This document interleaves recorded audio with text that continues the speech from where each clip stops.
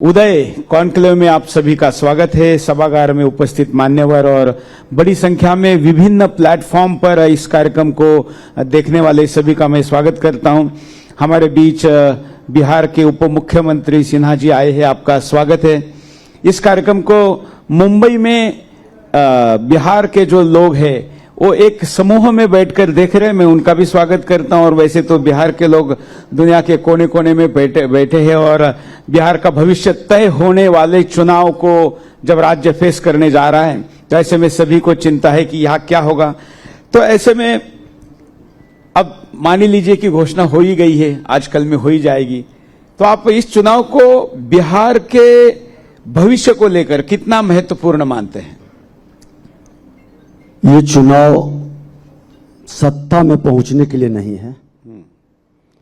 ये चुनाव लोकतंत्र को मजबूती प्रदान करेगा।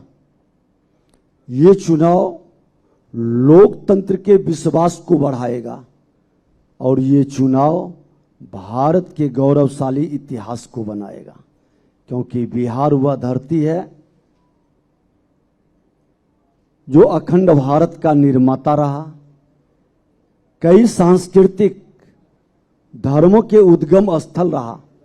ज्ञान विज्ञान की भूमि के साथ चाणक्य चंद्रगुप्त का सत्ता और शासन की व्यवस्था का एक आधार रहा है। इस बिहार का चुनाव बिहार की जनता के सम्मान का प्रतीक, क्योंकि बिहार पहले भी गौरवशाली कई आयाम को बनाया है। विगत कालखंडों में बिहार को जिन लोगों ने बदनाम किया, बर्बाद किया, पलायन के लिए विवश किया और बिहारियों को गाली बनाया, उनको सबक सिखाने का एक अवसर है। मतलब सबसे समृद्ध राज्य से लेकर जंगल राज तक की यात्रा बिहार ने देखी है। आपने ठीक कहा कि ये गौरवशाली गाथा समृद्धि का प्रतीक बिहार था। गुलामी के वर्षों में भी जब आजादी हमने प्राप्त की है, श्री बाबू बिहार के प्रथम मुख्यमंत्री थे, उस समय भी बिहार के लोग दूसरे राज्य में पलायन नहीं करते थे रोजगार के लिए। दूसरे राज्य के लोग बिहार आते थे रोजगार के लिए। लेकिन राजनीतिक और अस्थिरता, कांग्रेस की उपेक्षापूर्ण नीति बिहार को कहीं न कहीं रसातल की ओर भेजने का काम किया। और जब कांग्रेस राजद के लोग गरीबों का मसीहा बनकर के आने वाला गरीबों को ही लूटने में लग गया, गरीबों को लड़ाने में लग गया, नरसंहार का एक नया वातावरण भय का बनाया, हत्या, अपहरण, लूट बलात्कार का माहौल खड़ा किया, तो बिहार जंगल राज माननीय न्यायालय ने कहा। और उस जंगल राज के नायक श्रीमान लालू प्रसाद यादव जी थे। अब उससे भी इनके पुत्र और एक कदम आगे बढ़ना चाह रहे हैं, बिहार को गुंडा राज में ले जाना चाहते हैं। जो जंगल राज के पाठशाला में पढ़ा है वह बिहार की जनता का सेवा का भाव नहीं, अपने विरासत का सम्मान नहीं, वह जंगल राज में गुंडा राज स्थापित करने की, अपने ज्ञान को स्थापित करना चाहता है। हमने देखा है कि सामान्यतः किसी दूसरे राज्य में जब ऐसा आरोप किसी नेता पे लगता है तो उसकी पार्टी और वो नेता, उसके समर्थक इसका उत्तर देते हैं। लेकिन यहां तो लालू जी के समर्थकों को यह लगता है कि ऐसा कहने से गुंडा उनके पीछे और खड़ा हो जाएगा और वो ज्यादा मजबूत हो जाएंगे। ये तो दुनिया में कहीं और नहीं होता। देखिए, नेचर सिग्नेचर बदलता नहीं है। हाँ, आप कितना भी चेहरा बदल लें, आज आपने रुद्राक्ष दिया, ये भगवान का रुद्र का, वह जगत पिता का, कि जो औरों को सब चीज दे देते हैं, अपने कुछ नहीं, सबकी सेवा के भाव से लगे रहते हैं। हम तो उस जगत पिता, जगत माता की आराधना करने वाले लोग हैं। लेकिन ये लोग उस असुर प्रवृत्ति की मानसिकता के लोग हैं जो सोने की लंका बनाने का, अपने परिवार की जमींदारी बढ़ाने के काम में लगी रहते हैं। और ऐसे कांग्रेस राजद दोनों देखें, 5 दशक से ऊपर कांग्रेस का 1.5 दशक कांग्रेस राजद साथ में, क्या इनकी उपलब्धि बिहार में रहा? क्या बिहार के सम्मान के लिए उन्होंने किया है? श्री बाबू बिहार के प्रथम मुख्यमंत्री, उस समय जो औद्योगिकरण लगा, नहरीकरण का वातावरण बना, लॉ एंड ऑर्डर पूरी तरह से दुरुस्त था, कांग्रेस राजद के लोग जवाब दे पाएंगे कि इसका क्षरण क्यों हुआ? कौन जिम्मेवार था इसका? वो तो एनडीए सरकार बनी, श्रद्धेय अटल जी ने सुशासन स्थापित करने के लिए बिहार में अपने ही मंत्रिमंडल के माननीय नीतीश कुमार जी को बिहार भेजा। और आज भारतीय जनता पार्टी, जदयू, एनडीए गठबंधन मिलकर के बिहार में लॉ एंड ऑर्डर भी कायम किया, विकास की गति भी बढ़ाया, शैक्षणिक पलायन को सबसे पहले रोकने का वातावरण बनाया। जैसे मैंने कहा कि आरजेडी वालों को तो लगता है कि आरोप उनको और सशक्त करेगा। एक बड़ी विषय बात ये लगती है कि राहुल गांधी को भी इस पे कोई आपत्ति नहीं है। राहुल गांधी जी को गांव की गलियों से राजनीतिक पाठशाला में पढ़े नहीं। हाँ। ये लोग तो सोने के चम्मच लेकर जन्म लिए हैं। और कांग्रेस के युवराज और राजद के युवराज, अब तो उनको युवराज कह ले, लोग तो पप्पू कहते हैं। नहीं, युवराज हैं कांग्रेस और राजद के युवराज। पप्पू और अप्पू तो फेमस है ये दोनों। राहुल गांधी और तेजस्वी यादव को पप्पू और अप्पू तो आम जनता, आम नौजवान उसी कार्टून में देखते हैं, इनके बातों को उसी रूप में समझते हैं। और सच्चाई यही है कि ये लोग जनता की पाठशाला में पढ़ाई नहीं पढ़े। आज जनता की पाठशाला में जो पढ़ कर करके 2 साल, 4 साल, 5 साल का कोर्स नहीं, 10 साल, 20 साल का कोर्स करके आता है। हाँ। मैं ही तो पॉलिटेक्निक छात्र संघ का अध्यक्ष, बेरोजगार संघ डिग्री डिप्लोमा का जनरल सेक्रेटरी, उसके बाद आके बूथ का पोलिंग एजेंट बना, वार्ड का अध्यक्ष बना, मंडल उपाध्यक्ष बना, मंडल अध्यक्ष बना, युवा मोर्चा, किसान मोर्चा से प्रदेश प्रवक्ता, क्षेत्रीय प्रभारी से लेकर के 38 वर्ष के बाद एग्जामिनेशन में पास किया। और ये इसलिए भी पास हुआ कि ईमानदारी से एग्जामिनर यहां बैठे हैं। हाँ। भारतीय जनता पार्टी ही एक ऐसा दल है जो बुथ से उठा हुआ कार्यकर्ता को कोई भी सम्मान दे सकता। लेकिन राजद कांग्रेस में तो रानी के पेट से जन्म लेते हैं राजकुमार, वहां तो दूसरे का सपना साकार ही नहीं हो सकता। यह अंतर है। इसीलिए अनुभवहीनता जनता के बीच न जाने के कारण सच से बहुत दूर है। उनके कई फोटो सोशल मीडिया पर आते हैं और 1000 रुपए का पानी पीते हैं, और वो फोटो में जो बैकग्राउंड का इंटीरियर दिखता है, ऐसा लगता नहीं कि बिहार में बैठे हैं। आप तो यही देख लें कि पिछले लोकसभा चुनाव उन्होंने कहा कि हमने हेलीकॉप्टर को ट्रैक्टर बना दिया। हाँ। जितना जगह वो सफर और टूर किए नेता प्रतिपक्ष के रूप में, जब हम थे नेता प्रतिपक्ष, वो थे डिप्टी सीएम, तो हमने कहा कि हमने ट्रैक्टर को हेलीकॉप्टर बना दिया। क्योंकि जितना हम सफर किए उतना ही सफर लगभग वो किए। जमीन पर चलने की उनका क्षमता है ही नहीं। आसमान में उड़ने वाले लोग जब ऊपर से गिरते हैं तो फिर जमीन पर श्वास नहीं ले पाते हैं। ये आसमानी लोग हैं। ये बर्थडे चार्टर विमान पर मनाने वाले लोग हैं। गरीबों के बीच जाकर करके सच को जानने की हिम्मत और ताकत नहीं है। और सच्चाई है कि आज राजनीति की विडंबना हो गई है। ऐसे लोग प्रत्यक्ष या अप्रत्यक्ष कहीं न कहीं इसका लाभ उठाते हैं, लेकिन शायद भूल गए कि यह बिहार वह धरती है जहां चाणक्य बैठा हुआ है, जो भीड़ से चंद्रगुप्त को चुन करके लाता है और तिलक लगाता है। इसलिए ये बिहार की धरती लोकतंत्र के साथ चाणक्य की भी धरती है। और चंद्रगुप्त अब रानी के पेट से पैदा होने वाले को तिलक नहीं लगेगा। बिहार के बारे में ये भी कहते हैं कि इतने विद्वानों की धरती है, लेकिन जहां स्वार्थ जाग जाता है और जातीयवाद बढ़ाया जाता है, वहां पर फिर ये सारी विद्वत्ता वगैरह समाप्त हो जाती है। देखिए, जाति के जहर के लहर का कहर बिहार को बर्बाद किया। हाँ। आपने सच कहा, और बिहार को ही नहीं देश को गुलाम बनाया। इतिहास गवाह है, जब जब मां भारती के संतान सनातन संस्कृति में पलने वाले लोग जाति में बंटे, तब तब हम कमजोर होते चले गए, हम गुलाम हो गए। लेकिन जिस दिन जाति के बंधन को तोड़ दिए, फिर मुझे कोई परास्त नहीं कर सका, हम आजाद हो गए। और ये लोगों को आभास अब हो रहा है, आने वाले पीढ़ी को आभास कराने की जरूरत है। लेकिन जातिवाद का उत्तर क्या है, क्योंकि वो तो इतना जड़ों तक उन्होंने पहुंचाया है। देखिए, जातिवाद का जहर सत्ता के गलियारों तक पहुंचने के लिए लोग इसका उपयोग करते हैं। हाँ।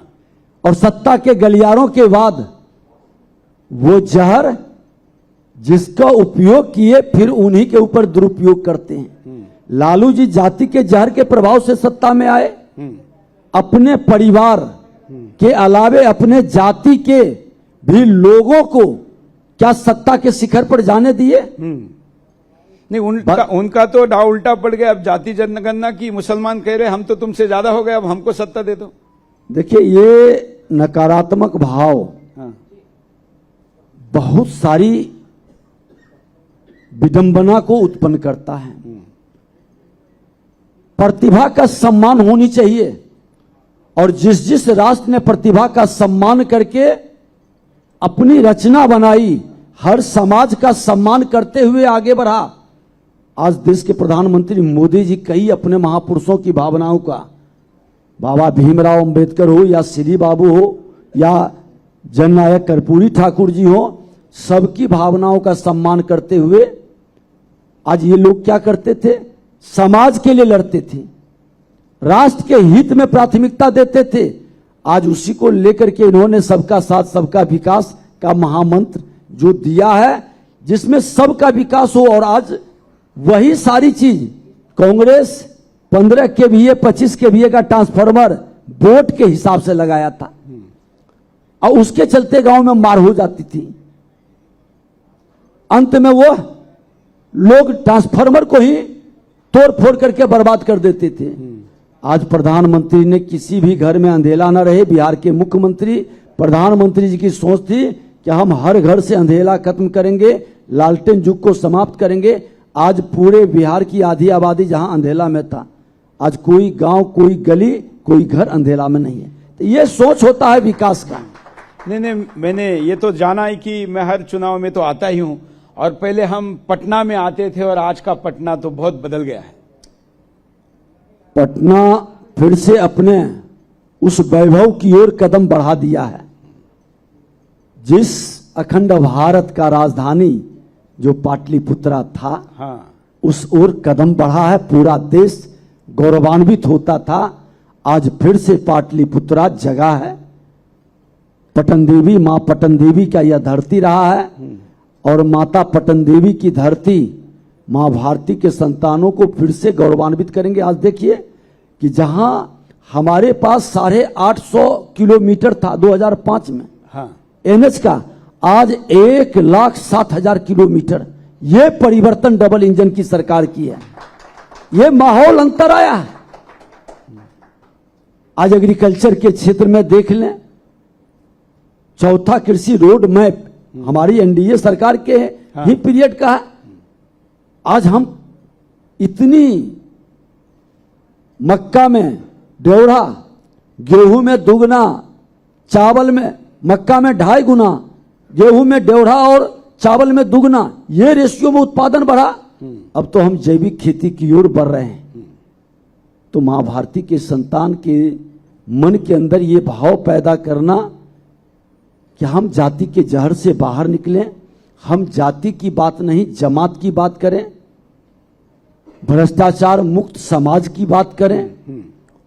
और अभी देश के प्रधानमंत्री श्रद्धेय अटल बिहारी वाजपेयी जी, श्रद्धेय लाल बहादुर शास्त्री जी, स्वदेशी पर सबका, गांधी जी का सबका जोर था कि स्वदेशी जब जब हम अपनाते हैं, आत्मनिर्भरता की ओर राष्ट्र आगे बढ़ता है। तो ये भावनाओं को आज सब लोग स्वीकार भी करता है। आपका राज्य सीमावर्ती है, और इस राज्य की सीमा असुरक्षित होना मतलब देश की सीमा असुरक्षित होना।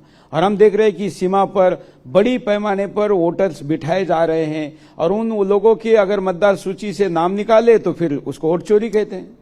देखिए, ये आपने सही कहा कि राष्ट्र की सीमाएं जब सुरक्षित होता है तो पूरा राष्ट्र सुरक्षित होता है। लेकिन राष्ट्र की सीमाओं को असुरक्षित करने का जिन लोगों ने खेल खेला उसका दुष्परिणाम आज सामने है। आज किशनगंज, जो भगवान किशन के नाम से वह जिला और शहर था, आज वहां पर कसाईगंज हो हिंदू गया है। पलायन कर गया। हाँ, मतलब किसान डर से भग कसाईगंज गया हो गया है। और बताइए कि 70 से 75% आबादी बढ़ गई, उसको पहचान पत्र भी लोग उपलब्ध करा दिया, वैसे मानसिकता के लोगों को पोषित कर दिया। आज उसका प्रभाव कई जिलों के अंदर 7 जिले प्रभावित हो रहे। बांग्लादेश से आए लोग बंगाल और बिहार को बर्बाद कर रहे हैं।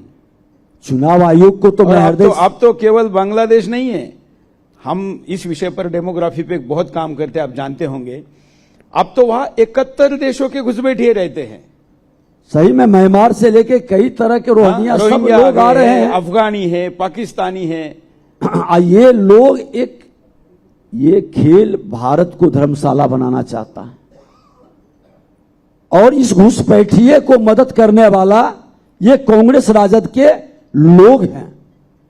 कांग्रेस राजद इंडी गठबंधन के लोग अपनी वोट के लिए, सत्ता में भागीदारी के लिए किस स्तर तक गिर सकते हैं? अरे यही लोग हैं जो आतंकवाद और उग्रवाद के सामने आज समर्पण कर दिया था।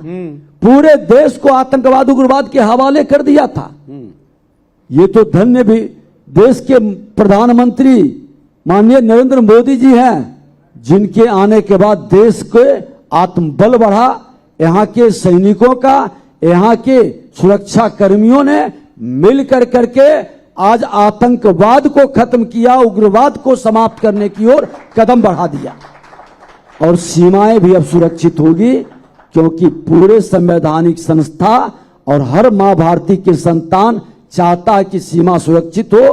SIR के माध्यम से घुसपैठिया बाहर हो, जो ओरिजिनल वोटर है, जो मां भारती का संतान है, किसी जाति धर्म क्षेत्र भाषा का हो, जो मां भारती का एक्चुअल में संतान है, वो वोट डाले ताकि विकास में उसकी भागीदारी हो।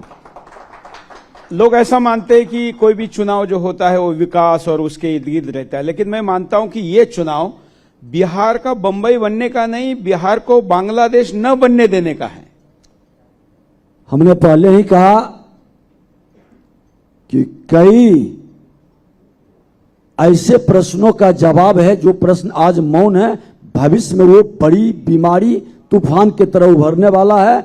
उसको रोकने का एक बड़ा अवसर है। और हर बिहारी को मन के अंदर ये भाव लेकर के कि मेरा बिहार देश का ध्वजवाहक बनेगा, बिहार आगे बढ़ेगा, बिहार सुरक्षित रहेगा तो देश सुरक्षित रहेगा, ये भाव से कदम बढ़ाने का है। ये चुनाव कई संदेश को दे रहा है। बिल्कुल। आपके पास कई मंत्रालय है और आप डेप्यूटी CM हैं, तो आपके पास पूरे सरकार का ही रिप्रेजेंटेशन है। तो ऐसे में आपके मंत्रालयों ने क्या परफॉर्मेंस किया, आप उस दिशा में थोड़ी बात करें। मैं तो बता दूं कि सबसे पहले हमको अवसर मिला था श्रम संसाधन मंत्री बनने का 17 में, और श्रम संसाधन विभाग को हमने गांव तक पहुंचा दिया। जब हम मंत्री बने थे तो मात्र 2-2.5 लाख पंजीकृत थे हमारे लेबर। हाँ। लोग पंजीकृत नहीं हो रहे थे, क्योंकि उनको पता था होके कुछ होने कुछ नहीं मिलने वाला है। हमने एक योजना चलाई, पोशाक राशि और चिकित्सा भत्ता से जुड़ा हुआ 3,000 रुपया हमने शुरुआत किया कि जो रजिस्ट्रेशन कराएगा उसके अकाउंट में भेजेंगे। 12 लाख लोगों ने रजिस्ट्रेशन कराया। एक माहौल बना और उसके साथ कई छोटी छोटी योजनाएं थी।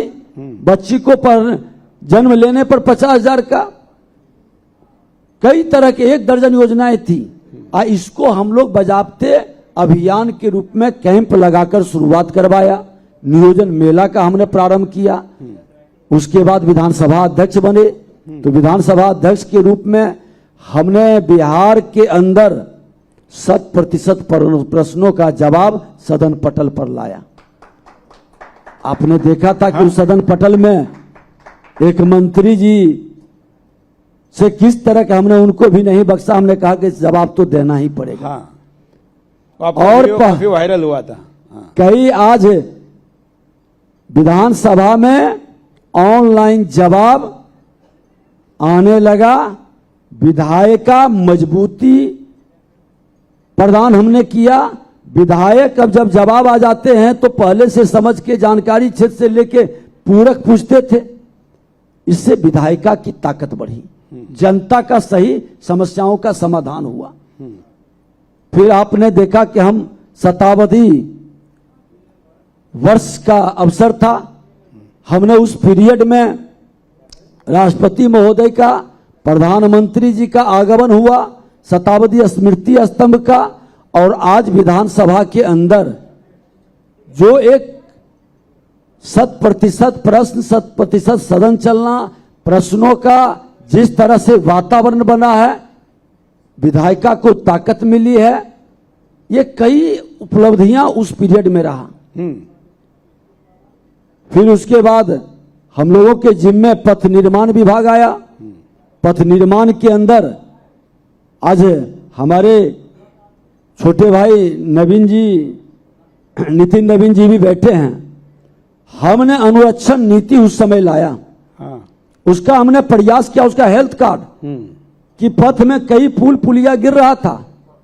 हमने कहा कि एक ऐसा हेल्थ कार्ड बने जिसमें पूरा डिटेल रहे, कौन इसका डिजाइन करने वाले लोग हैं, कौन कंसल्टेंट हैं, कौन इंजीनियर हैं, कौन संवेदक है, ताकि उसकी जिम्मेवारी तय की जा सके। एक और नीति है पहले जो तो विभाग के अंदर कॉन्ट्रैक्टर नीति, हाँ। ताकि कॉन्ट्रैक्टर कोर्ट में जाकर के बच के निकल ना जाए। हाँ। क्योंकि देखिए एक चीज है, वर्क डिपार्टमेंट के अंदर बड़ी पारदर्शिता के साथ और जिम्मेवारी के साथ व्यवस्था को बनाने की जरूरत है। आज उसी में कुछ लोग धराए जो एक्स्ट्रा कैरेज में पकड़ाए, राजद के पीरियड के थे।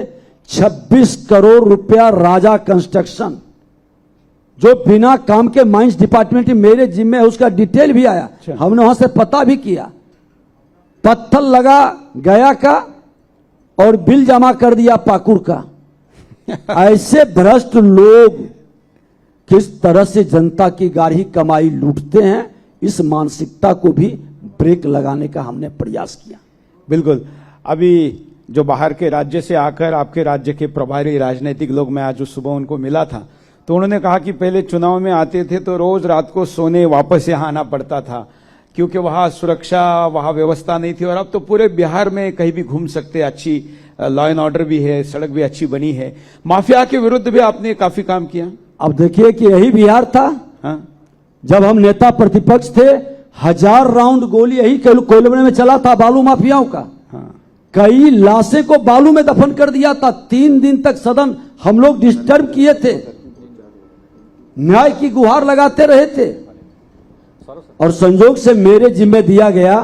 आज एक भी नरसंहार नहीं हुआ। 2021-22 में 1600 करोड़ हमारा राजस्व था। आज 3569 करोड़ राजस्व जमा हुआ। ओवरलोडिंग लगभग बिहार में बंद है। ओवरलोडिंग बंद होने से मेरा पुल पुलिया सड़क सुरक्षित हुआ, और कई माफियाएं अपने घाट को सरेंडर कर दिए। क्योंकि अवैध खनन पर हमने 10,000 का इनाम घोषित किया कि ओवरलोडिंग अवैध खनन का कोई भी यूट्यूबर, कोई भी बिहारी योद्धा वीडियो भेजेगा, वो डायरेक्ट बहुत ही गोपनीय ढंग से आता है मेरे सेक्रेटरी के पास, और उस पर हम इनाम देते हैं। कई लोगों को मुख्यमंत्री जी के कर कमलों से इनाम दिया। माइंस पॉलिसी के कारण आज गर्व के साथ कहते हैं कि ओवरलोडिंग लगभग बंद है, अवैध खनन पर भी बहुत हद तक अंकुश है, और राजस्व भी मेरा बढ़ रहा है। और अब तो पहली बार डबल इंजन की सरकार देश के प्रधानमंत्री नरेंद्र मोदी जी के नेतृत्व में हमारे मेजर मिनरल में बिहार भी उस नक्शे पर आ गया। 6 ब्लॉक मेजर मिनरल का हमने शुरू कर दिया। ये हमारा राजस्व को बढ़ाता है। पहली बार माइंस डिपार्टमेंट में जो झारखंड से जुड़ा हमारा डिस्ट्रिक्ट है, मेजर मिनरल का वहां भी खजाना है। और 6 ब्लॉक को हमने बिहार में इसी पीरियड में हमने शुरू करवाया। फिर कला संस्कृति के अंदर एक था जो हमारी विरासत की पहचान को कहीं न कहीं गौण कर रहा था। बिहार की पहचान अराजकता, नकारात्मकता, इससे सूचित कर रहा था। हमने एक फिल्म पॉलिसी लाया जिसमें यह कंडीशन रखा कि 75% शूटिंग बिहार में होगा, 75% लोग बिहारी कलाकार होंगे, 4 से 5 करोड़ हम अनुदान देंगे। और हमारी विरासत, सांस्कृतिक विरासत हो, ऐतिहासिक वो स्थल हो जिसको प्रमोट करेगा, दिखाएगा, वो एक नया माहौल, हमारा बिहार का एक नया सकारात्मक वातावरण बनेगा। तो जहां अवसर मिला है हमने प्रयास किया है बदलने का। एनडीए की सरकार है, मुख्यमंत्री जी के नेतृत्व में, प्रधानमंत्री जी के मार्गदर्शन में बिहार बहुत तेजी से डबल इंजन की सरकार की प्रगति दिखाई पड़ रही है। कुछ प्रश्नोत्तर लेते हैं। हमारे साथ कई गणमान्य लोग यहाँ पर आए हुए हैं। हाँ, आदरणीय मैं डॉक्टर कार्तिकेय, मेरा पूछना है कि अररिया और किशनगंज इस सब इलाके में मैं एक बार गया था। वहाँ जैसे यहाँ बकरी खस्सी को खींच कर ले जाता है, उसी तरह वहाँ गौ हत्या का बहुत ज़्यादा प्रभाव मैंने देखा। खुलेआम गाय और बैल को यहाँ से ट्रांसपोर्ट करके ले जाया जा रहा है। तो उस पर जो हाईवे पर जो बसें चलती हैं, बस में छिपा करके गौ को ले जा रहा है। उसके बाद अभी ये जो है सो टैंकर में गाय को ले जा करके गौ हत्या के लिए माने ये हो रहा है। तो उस पर जो है सो सर क्या किया जा रहा है? गौ हत्या बहुत ज्यादा बिहार में बढ़ गई। ठीक है, देखिए ये समस्याएं कई जिला से आता है। हमारे सामाजिक कार्यकर्ता उस पर प्रयास भी कर रहे हैं, प्रशासन भी मुस्तैदी से काम कर रहे हैं। सख्त कानून के दायरे में वातावरण लाने की भी जरूरत है और सरकार गंभीरता से इस पर विचार भी करेगी। बिल्कुल। वैसे तो प्रश्न कई है, एक और लास्ट ले लेते हैं क्योंकि आपको जाना है। हाँ, डॉक्टर रामानुज सिंह, पटना। मैं आज जो सनातन धर्मावलंबियों को जो हर तरह से उसको दबाने के लिए लत जिहाद के माध्यम से या गौ हत्या के माध्यम से उनको डिमोरलाइज करने का जो प्रयास किया जा रहा है, उसके लिए बचाव के लिए सरकार क्या सोच रही है और क्या करेगी?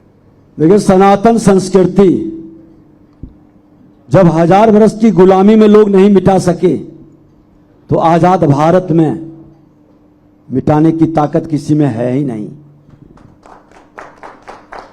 इतिहास गवाह है कि 100 वर्ष जो देश गुलाम रहा उसकी सांस्कृतिक विरासत समाप्त हो गई, उसकी पहचान खत्म हो गई।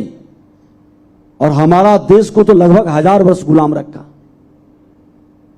सनातन संस्कृति को बढ़ाने के लिए हमारी एकजुटता जाति के जहर से मुक्त होकर हम वसुधैव कुटुंबकम के भाव के वातावरण को बनाएंगे। सरकार भी इसमें सहयोग कर रही है। धर्म परिवर्तन कराने वाले लोग से सजग करना यह हमारी आपकी जिम्मेवारी है और सरकार इसमें आपको सहयोग भी कर रही है। और इस तरह के मानसिकता को हतोत्साहित और डिमोरलाइज करने की जरूरत है। और मैं तो बता दूं कि अब सनातन के संतान अपनी पहचान छुपाते नहीं, गर्व से अपनी पहचान बताते हैं और अपने ललाट पर तिलक लगाकर भी लोगों को आभास कराते हैं। नहीं, आप तो तब भी खुलकर सनातन की बात करते थे जब जमीन पर स्वयंसेवक के नाते काम करते थे, और अभी उप मुख्यमंत्री है तब भी कर रहे हैं। और ये सौभाग्य पूरे राज्य की जनता को आपके सुरक्षित शासन में मिले, ये आशा हम करते हैं। आपको शुभकामनाएं देते हैं और आपने समय निकालकर इस कॉन्क्लेव में आए, इसके लिए आपका धन्यवाद। धन्यवाद।